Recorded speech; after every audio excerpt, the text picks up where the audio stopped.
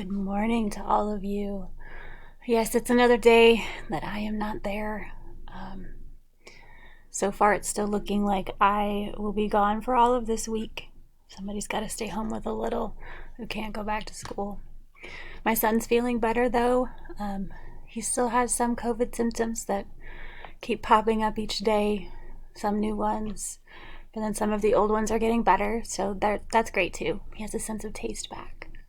And he can breathe out his nose. Both great wins. All right, so let's talk about what we're doing today. I kept it kind of light just because a long weekend and another someone at least covering class. I'm going to remind you, please be kind. Your teachers at that school are stressed to the max. Okay, this is hard on them. Just as it is hard on you to have the disruption in the classroom.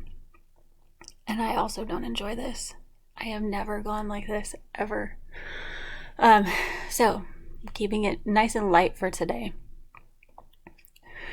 We are going to take day 2 of the geologic time scale. So day 1 was Friday. On Friday, I had you create a timeline of Earth's history, one side a prediction, the other side a to scale representation. Sorry, my voice is struggling because I ended up with a sore throat today. Yay! So you will need that timeline from Friday. If you were absent or chose not to do this during class, which would be so unfortunate, the video is still on Teams. It's a part of Friday's lesson. Go back to that. It's important that you have that foundation for what you are going to do today. You're also going to need your team's assignment open, the history of Earth, the one that we've been working from. We're going to move on down to the second explore. Okay, so these are questions that tie to that timeline. So now it would be a good time to, hey, I'm going to pause Miss Engelking and I'm going to go out to Teams and open that assignment and I'm going to work on these questions. There aren't that many. All right. And then once you're done with that, come back and unpause the video. Okay? Because I do have a part 2 for today. Because these questions shouldn't take you too terribly long to complete. And then the part 2, well, it's a video and it's like 5 minutes long.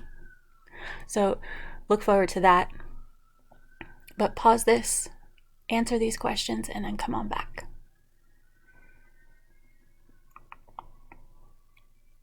All right, so as promised, part 2 is a video. Keeping it, like I said, nice and light today. I'm going to ask that you spend time with this 5-minute video, but then I also want you to add notes to your folder, okay, your science folder that you have. Adding notes because we're still looking at that geologic history of Earth. We are looking at the information we can gain from that law of superposition before we get into the details of how we truly know about all of the things in Earth's history. This will help dig into a little bit of how the Grand Canyon was formed. I know I'd asked some of you to look at those pictures to consider the Grand Canyon way back when we looked at pictures of the highways in Kansas and the Badlands of South Dakota, all of that. So I'm going to give you a little nugget of information on how the Grand Canyon was formed. And that'll lead us into tomorrow, that we tack on a little bit more on Earth's geologic history by looking at the organisms that lived or do live on Earth. Okay, so we'll use that to help us piece together history as well. In the meantime, add some notes to your folder, watch this video, make good choices, and you will get to hear me for your lesson again tomorrow.